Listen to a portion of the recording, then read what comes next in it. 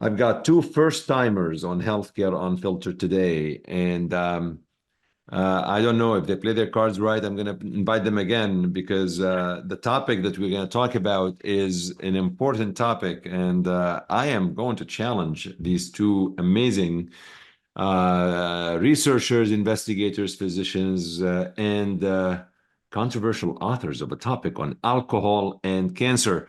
Well, a pleasure to have Dr. Noelle LoConte and Dr. Shaalan Beg, but we're going to start with a little bit of introduction so know exactly who our guests are. We'll drop the formalities, and Noelle, will start with you. A little bit about you, where you are, and what got you interested in what looks like appears to be more of an epidemiologic topic kind of thing. Yeah. Yep. I'm a medical oncologist. As you know, I practice at the University of Wisconsin. I'm a GI medical oncologist, so academic oncologist. I don't know how much more of my bio you want, but that's kind of the rough overview. I'm an associate professor here. And I have started my career as a clinical trialist and made an intentional pivot toward public health and population health sciences in 2011.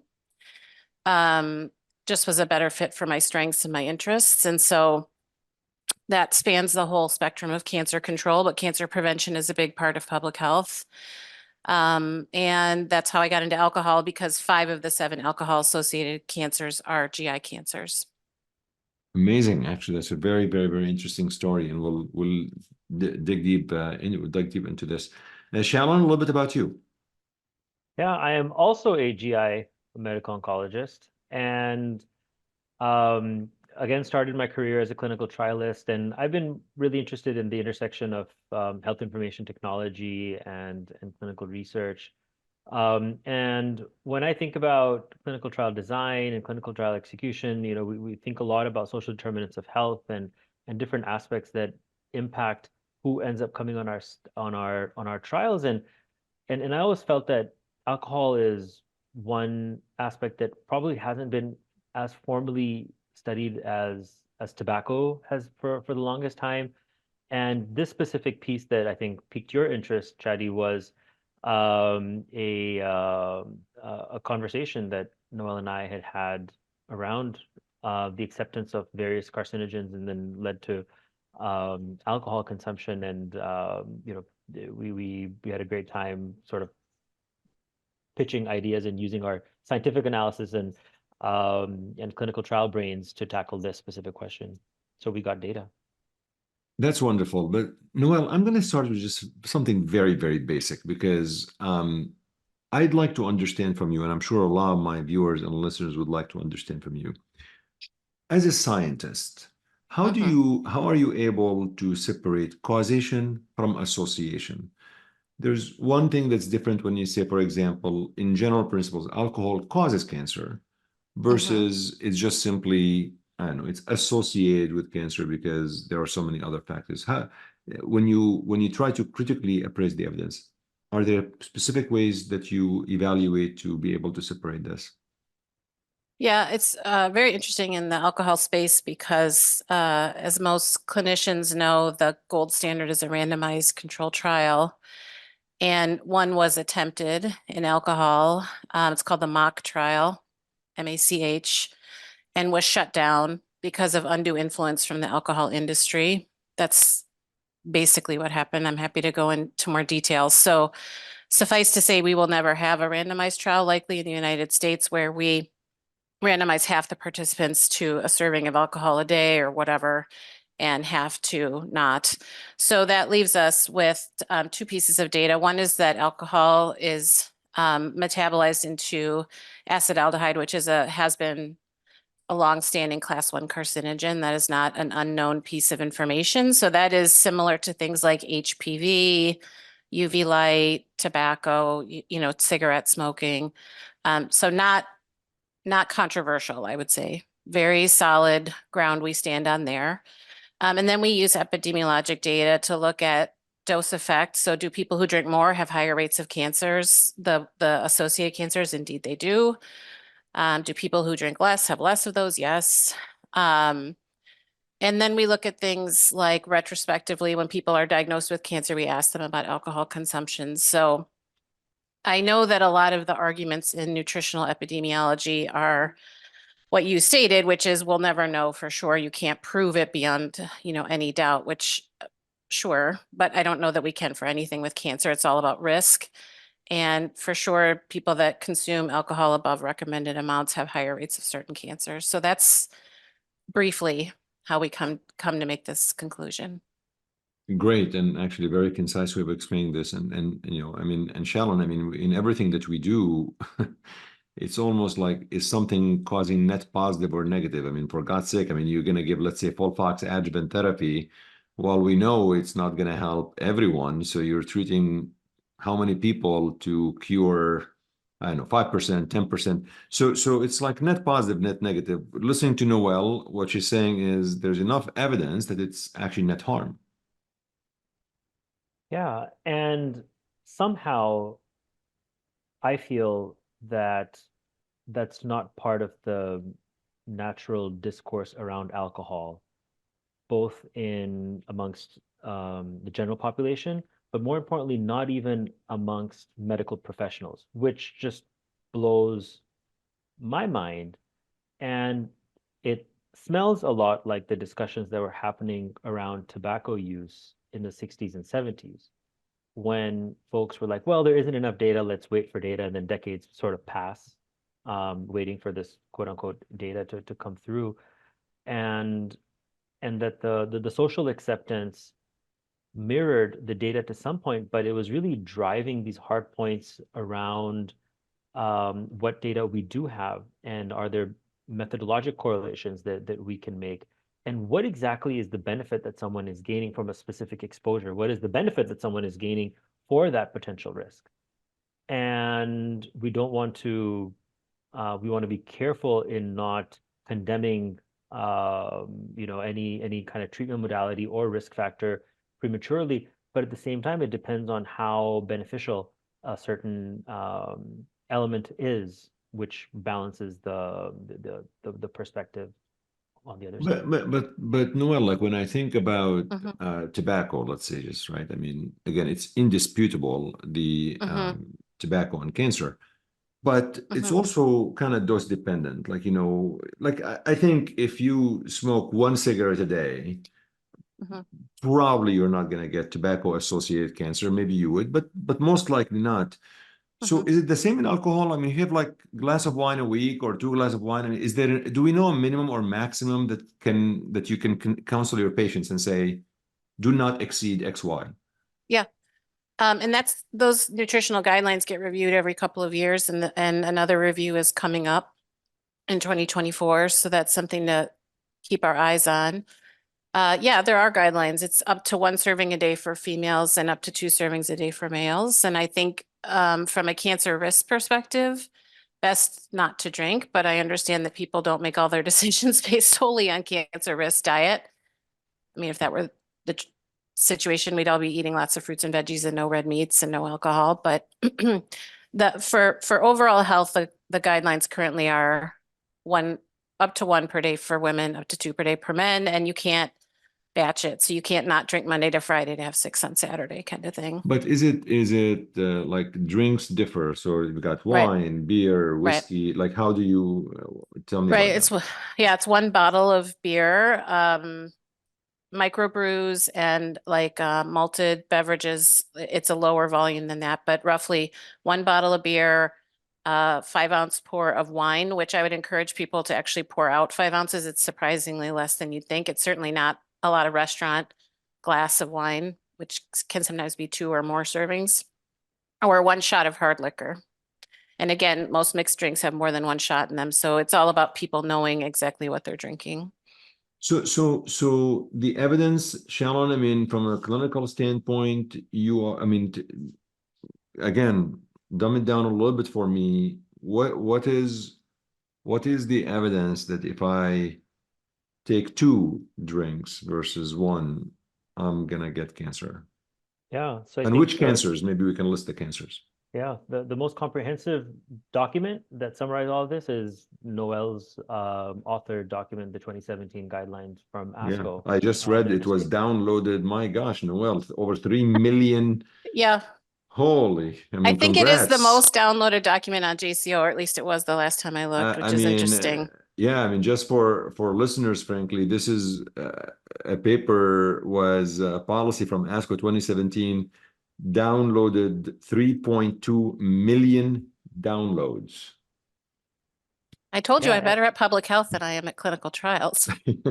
But I struggle again. I'm gonna take away my oncology hat. Mhm. I'm a layman person. I never went to medical school. When you tell me if you have one bottle beer versus two, I'm like, come on. It's like somebody telling me 10,000 steps going to reduce my cardiovascular mortality and 9,000 won't. I struggle with these binary things. So so convince me. it's a spectrum. So we know that it's a spectrum. We know that it's dose dependent. So the higher the dose of alcohol exposure, the higher the risk for cancer. So again, that does help differentiate your earlier question of causation versus correlation. If you see a dose dependent relationship, it's most likely to be more likely to be causal. And the data that supported, Noel, keep me honest here, cited data where they look to compare non-drinker of alcohol with mild and then severe and higher moderate alcohol consumers. And that was around the time when there was a lot of data saying that red wine could be cardioprotective. Mhm. So there was a national discussion on, drink wine to stay healthy and that it's a healthy habit. Get 10,000 steps and get your red wine. But what the data supported is that even light consumption of alcohol, which was 2 drinks per week, increased women's risk of developing breast cancer. So there was a dose dependent, as little as 2 drinks per week was associated with a higher risk of breast cancer. When you go up to 3 or 5, the risks are much more persistent across different cancers. But for breast cancer in women, that was the lowest dose. And that was classified as light drinking. And that I remember being a trainee when that data came out, and I was in a breast cancer tumor board when someone cited two numbers. Number one, the WHO's definition of a smoker is someone who smoked 100 cigarettes in their life. And number two, the minimum number of the minimum number of alcohol that's been associated with an increased risk of breast cancer is 2 drinks per week. And everybody in the room kind of looked around at each other and they're like, well, that's a lot of people. But that's not part of the regular conversation around this topic. And that's what I believe, Noelle, I'll punt it to you, prompted some of the communication from Yeah. ASCO. Yeah, I mean, what this is getting to is why don't people believe it? And I think that heart health myth, and I feel confident calling it a myth now. Tim Naimi has done some of the definitive studies now showing that there's this thing called an abstainer bias, which appears to give that J-shaped curve where people that drink a little bit seem healthier than those that drink none at all. But just last year, 2013, the paper came out really showing that people that have never drank across their life have the lowest risk of cancer. And that people who don't drink right now likely don't drink now because they've had some harms sustained or health effects from heavier alcohol use in the past. And that's really driving their risk of health outcomes, cancer, et cetera. It's called an abstainer bias. So, plus I think on a fundamental level, like why would red wine matter? I don't know. Anyway, we Right, can get into that, but right, that's that right, mock trial and why that was right. never really going to be effective. I mean, I'm So honestly there's, surprised that there was an attempt for an RCT. I mean, I'm not gonna lie, I was not aware of that. So it's interesting, but yeah. for the reasons you mentioned, sorry, I don't want to digress, but go ahead. No, so there's this heart health myth. Doctors are very high consumers of alcohol. We know that things that doctors do, they tend not to counsel their patients on. We see this with weight and exercise, and back when doctors used to smoke, things that doctors do that they don't really talk to their patients about. And then it's like socially acceptable. It's pretty difficult to live a sober life. And I think that's part of our piece that we wrote, Shaalan and I, is how can we support our colleagues that are trying to have a sober life? You'd be shocked how easy alcohol is to come by, and it really helps with just conventional socialization amongst adults, going out to dinner, parties, happy hours, all kinds of things, cocktail parties. So for a number of reasons, that's why the message isn't real. People are not grabbing onto the message. And then the other thing is, like we mentioned before about nutritional epi, alcohol tends to get lumped in with things like, well, you said coffee was good for you, and now you're saying it's bad for you. And you said bacon was bad, and now you're saying bacon is good. And I'm not here to argue in favor of all nutritional epidemiology. I think some of those criticisms are very well founded, but I think alcohol is a different kind of dietary component. What we're talking about in alcohol is much more settled science than bacon, coffee, How whatever. do we convince the naysayers, Noelle, that alcohol is different and should not be lumped into the nutritional science? Is it based on initially you mentioned the metabolites and things like that? Yeah, I mean, right. So the way alcohol causes breast cancer is it raises estrogen, right? And there's very intriguing early science showing that when women drink before first full-term pregnancy, right? So the same kind of time frame where we think about things like oral contraceptive use, first dated, first period, estrogen exposure, you see more breast cancer. Same thing with alcohol. If your binge drinking is predominantly before you have your first baby, that's more harmful in terms of your overall lifetime risk of breast cancer than binge drinking when you're post first baby or even menopausal. So I think we look to that kind of data. We're going to have a natural experiment here. Alcohol consumption has gone way up, especially among women with the pandemic, with caregiving burden especially. We're seeing more liver transplants, more alcoholic hepatitis than we've ever seen before. And, let's set our clocks. 10 years from now, we're going to see a big wave of alcohol-associated cancers because of this. We know from like 9/11, Hurricane Katrina, alcohol consumption went up in the wake of those very traumatic and scary events. But the problem is that alcohol consumption stays high even after the threat recedes. So we believe that women that started drinking more, or just generally people, but especially women, with the pandemic will continue to drink more, and that will translate into more cancer. You And mentioned earlier when we first started, both of you, there's like 7 cancers associated with alcohol. Anyone of you want to just tell me what these are? Right? You said like Shaalan's 3. giving me that. Yeah, head and neck. So Okay. larynx and pharynx is 2. Esophageal squamous cell, liver cancer, so hepatocellular, colon cancer, breast cancer. Okay. Okay. I was trying And to is pull it the fair right to one. say that other cancers maybe we just don't know? I mean, this is the ones that we know, but it doesn't mean that the others, you know. We think that when the WHO reviews this again, that gastric and pancreas will likely be added to the list, and lung is possible, but lung is very, very hard to pull out Okay. from smoking. So, Shaalan, I mean, everything that we do in life has risks. You get in your car and you put your seatbelt and you drive, there is a risk of obviously getting into an accident, but you do your best and you can't be at home forever. So any behavior, I guess, that we conduct in life carries risks and benefits.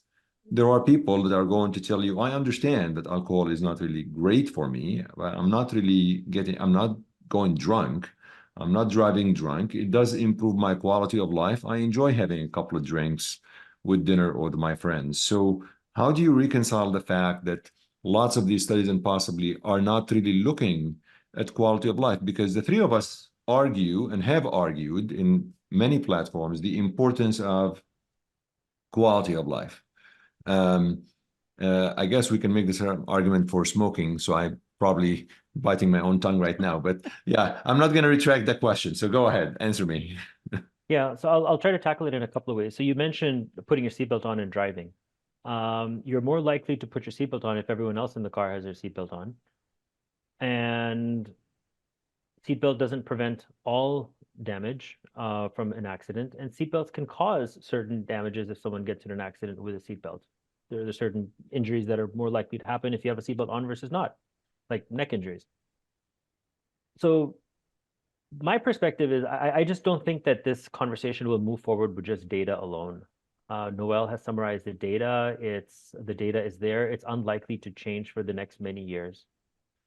You're more likely to put your seatbelt on if other people in the car are wearing their seatbelts. You're more likely to smoke if people around you are smoking. You're more likely to consume alcohol if it's freely available around you. So from my perspective, I don't think that any one of us is really here to tell people how to lead their lives and how much alcohol they should consume. The discussion that we're trying to move forward is the message that is sent in oncology and cancer-associated events where alcohol is freely available, and what that means to the general messaging of and recognition of alcohol as a carcinogen, right? Oncology professionals having this carcinogen served at their events.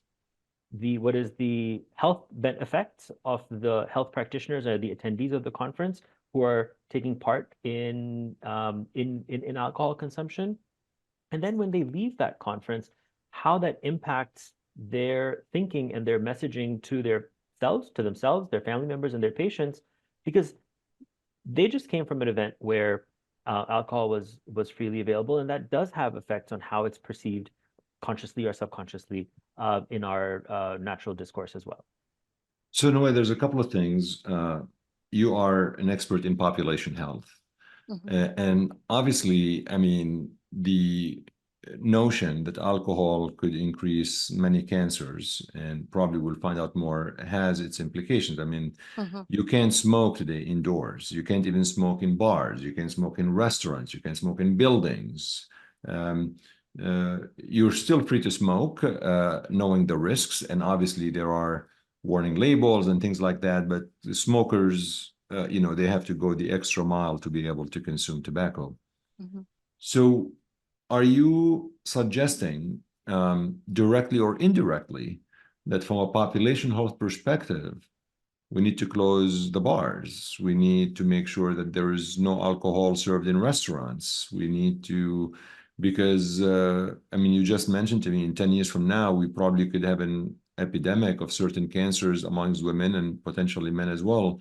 So if you put on your population health, I mean, that's a pretty drastic approach, right? I mean, and like you said, the alcohol industry might react similar to what tobacco industry reacted originally, and frankly, there could be a lot of litigation and trials, and suddenly there are people who have colon cancer that are going to sue a company that makes wine. So there's so many implications here to what you both are proposing, beyond simply an article saying oncologists and ASCO should really ban alcohol. I'm looking at the grand picture. So help me understand, where do you think, what's your ideal output of that? Yeah, I think that it's a complex question. I'm not advocating for complete abstinence. I'm not advocating that we close bars and restaurants or stop people from consuming or going back to prohibition. I think America's already tried that once and was an unmitigated failure. I am saying, though, we know from ASCO does the National Opinion Survey. We know from other surveys like NCI's HINTS survey, general awareness of alcohol as a carcinogen is quite low, lower than UV, lower than tobacco. It's at about 30 to 33% nationally. And we know that when people know about the connection between alcohol and cancer, they're more likely to support policy measures such as raising the price of alcohol, which really affects children and young people that drink. They're more likely to support things like not having marketing for alcoholic beverages that literally look like sodas or juices. Again, affects children. They're more in favor of supporting communities being able to decide about their own alcohol outlet density. This comes down to Native communities, for example, that are often preyed upon by people that want to sell alcohol. You see all these, alcohol businesses that open right on the outskirts of these communities so that community members who are trying to be sober can't, because they have such easy access. So I think what I'm trying to do is raise awareness and raise a conversation. I think that as physicians, we've all seen the harm that alcohol can do. And I think it's fair to balance that with the good things that can come from alcohol, mostly social. But I'm not sure we're having a really measured conversation about it in terms of what are the actual harms here. But no, I'm not advocating for complete abstinence. That's not what the data supports. That's not realistic. It would have economic effects beyond just health effects. But if you ask me as a cancer doctor, what's the right amount to drink? I would say for cancer prevention, the right amount to drink is none, but there are many other factors that go into people deciding that for themselves. And judging by on some of the comments that we've received, when we're having this discussion on social media and since the piece was published in ASCO Daily News, a lot of our colleagues are not comfortable having this discussion in general, which is very, very strange when we know that there is enough data to support that, and that a lot of those aspects can be justified. Why do you think they're not comfortable? I think everybody is we're all parts of the same society. We're part of a society where there are associations between alcohol consumption, team building, alcohol consumption, and community building. All the social signs that we see in media, or makes an association of alcohol being associated with independence and having a good time. And conversations like what we're having right now challenge some of those assumptions and can make people uncomfortable. I talked to someone who said that in their group of practice, their small group, and whenever they interview someone for partnership, they take them out for drinks, and they only make a decision on whether that person will become a partner after the person has had a couple of drinks, and then they from their perspective, it's a I way to find this get very to, normal. This is hazing. This is total hazing. But on the flip side, think about people who may not be drinking. Think about people where those Right. couple of drinks can make them go down into a into a rabbit hole of sometimes irreparable damage as well. And then is that really the best way for us to get to know each other? So my point is that I think it challenges a lot of the natural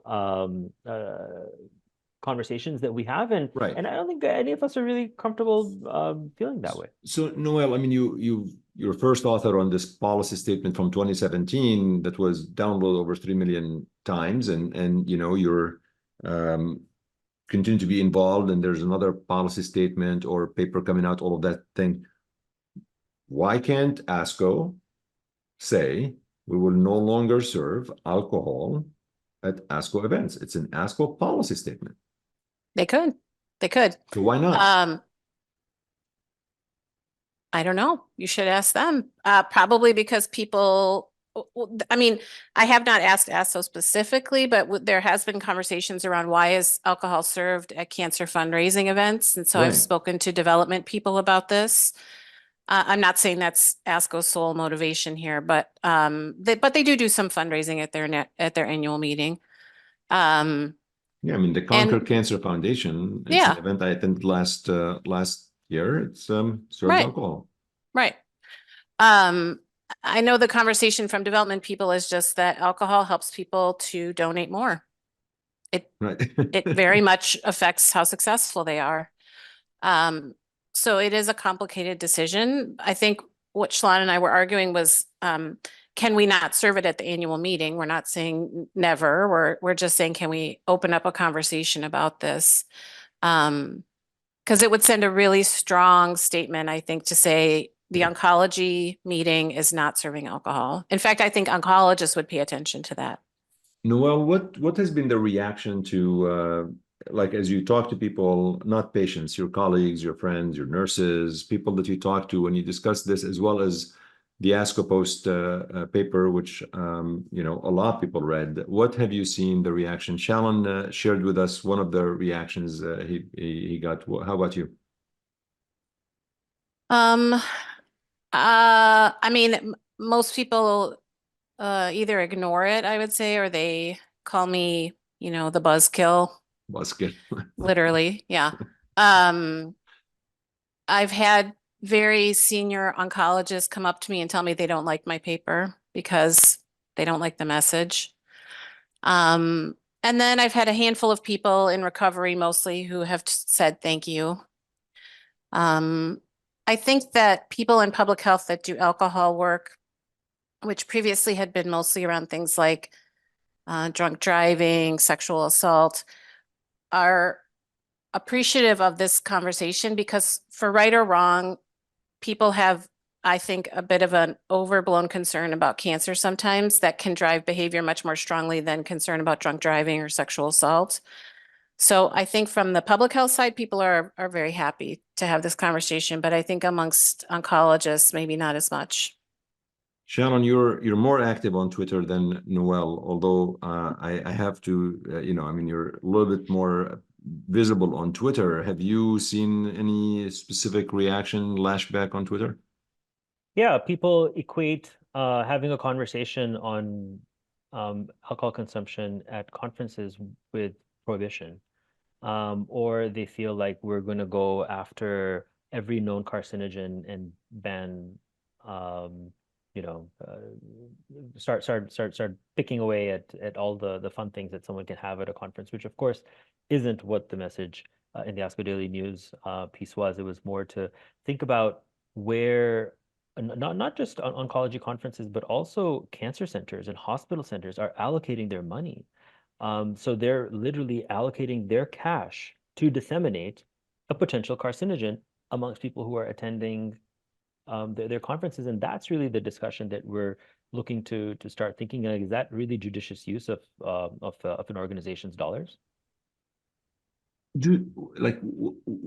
I always feel in order for behavior to really change drastically, whether it's on a population level, society level, individual level, a catalyst event needs to happen, like something needs to happen. Mhm. Do you see that ever happening? Like, I mean, do you see a future where really you see these behavioral changes being done, or these are all wishful thoughts?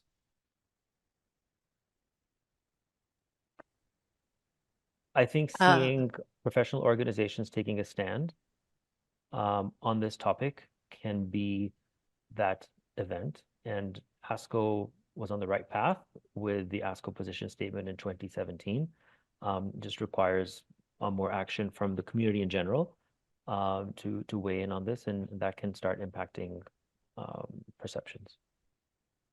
I kind of think you need to involve advocacy groups. I feel that the pressure needs to come in from patients and families. And I think if you involve, PanCan, let's say, and things like that, it's totally, it might actually be, I don't know. Have you thought about this? And I know Shaalan is tight on time, so we will let you go whenever you need to go, and we will talk about you and your drinking habits after you actually step off the call. But feel free to drop anytime.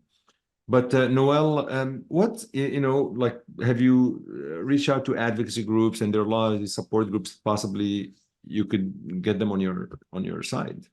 Yeah, I think that gets to the point of there isn't a large advocacy group for alcohol-associated cancers. If you think of head and neck cancer, can you think of an advocacy group off the top of your head? No, I Yeah. mean, I wasn't thinking yeah. I mean, I know there's one for pancreas, one for colon, I presume, and breast is so many advocacy groups. Not Yeah, specifically with well, but alcohol, I like, was, yeah. oh, yeah, I mean, I was on a flight recently in October, which every oncologist knows that's when the whole world turns pink because it's Breast Cancer Awareness Month. And they were selling drinks for breast cancer research. And that's called pink washing. That actually has a name. Um, and this is not, I'm not saying that particular advocacy group is bad. It's a universal truth amongst all of these, and they have to make their money somehow. So I don't fault them at all for trying to make their money during October. Um, but I am wondering about the optics and about us maybe having different goals. But I have not personally reached out to any specific advocacy group other than the ones that have reached out to me to speak about it.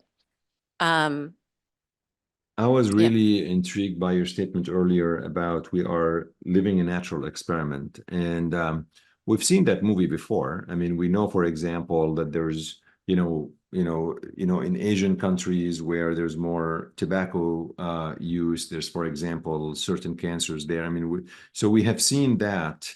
right.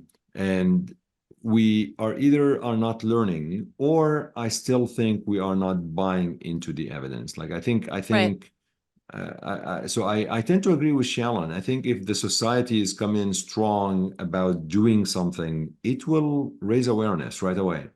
Yeah. I mean, look at how many times our paper got downloaded, right?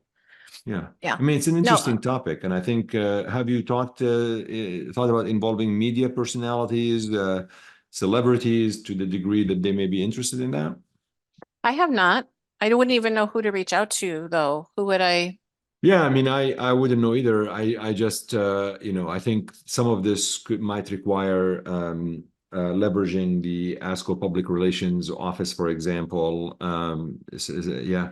When should we expect? You said there's a new policy statement coming out. We are taping this in March, and we are tongue in cheek. We are airing this during the ASCO 2024 meeting, you people. So stop drinking at the ASCO meeting. Oh, no. Yes, yes, yes. I don't know when the WHO is re-reviewing the carcinogen list. The dietary guidelines have to come out in 2025. So the process of reviewing them happens through 2024. And then how about, is there a new ASCO policy statement on alcohol? Not to my knowledge. Not to your Mm-mm. knowledge. Mm-mm. Okay, I mean, did I ask you all the questions that I needed to ask? Did I miss anything that you think is critical for listeners and viewers to really understand? I mean, again, I wanted to put on the hat. You're really talking to patients, to families, as well as physicians, but anything else we need to talk about? I feel I know Yeah. more today. I don't envy you as as an advocate and a population health expert. How do you actually move the needle? I think it's very tough. Yeah. Thanks for acknowledging that. It is. I think so when the paper dropped and I was kind of caught flat-footed in terms of I wasn't expecting quite as much media coverage as we got, although I'm thankful for it. But one thing that became clear to me was that the conversation got bogged down in like, is a little bit of wine with dinner every day bad? How much is too much? Exactly how much? Like people wanted these real firm boundaries around it. And so I developed in my head a talking point that I wanted to make sure I drove home. So I'm going to share that with you now, which is the more you drink and for the longer the period of time, the higher your risk of cancer, especially head and neck cancer. What Shaalan said about breast cancer is the one where even a little bit of drinking, your risk goes up. Absolutely true. But I feel like the burden of the alcohol associated cancers is really borne by head and neck cancer patients. And they get left out of this conversation. And it, as we both know as oncologists, that's a heck of a cancer to treat. Very, very morbid treatment a lot of time. So I want to make sure we talk about that if we were going to pick a population to work on, it would be the really heavy consumers to start with. And then I really want people just to know more and make decisions based on good knowledge. It's one thing to drink heavily if you didn't know this. It's another thing to know this and drink heavily. So continuing to work on education. I think there is a good conversation to be had here about how oncologists screen for alcohol use, which most don't, but maybe we should because people are more motivated to make behavior change. But secondly, if you identify a patient that does drink too much and wants to cut down, making sure we can access our colleagues in AODA or substance use or whatever your health system calls it. It can be very hard to get in to those clinics and those providers. Alcohol is one where you can't just quit it cold turkey. If you're a regular drinker, you can actually die from alcohol withdrawal. So we do really need to build that support around those patients if they're motivated to change. I find And then it, I think, yeah, go ahead. Go ahead. Oh, there's a good conversation around recovery amongst physicians that we still need to have too. I find it fascinating what you mentioned earlier, which is obviously true, is if you are, as a physician, have some behavioral issues of something, you're unlikely to counsel your patient to, like if you're a physician who smokes, you probably will not really, talk a lot about smoking because you're gonna have that guilt feeling, Right. It's just the reality. Yep. Well, I couldn't be more thankful. This is really important topic. I believe it's critical to have the conversation. So we need to start this conversation. And I really appreciate Dr. Noelle LoConte for coming on Healthcare Unfiltered. And I want to bring you back again, maybe in a year, Okay. just to see what's going on. I mean, I think this is really, really, really important. And no matter how many naysayers out there that will always contest that you can never prove any of these behavioral things could really cause cancer. Reality is, you know, we have to. We owe it to ourselves, our patients, our families. Right. Trying to work myself out of a job. Don't worry, you have a job security. I Dr. know. Noelle LoConte on Healthcare Unfiltered. Thank you so much. You're welcome. Thank you.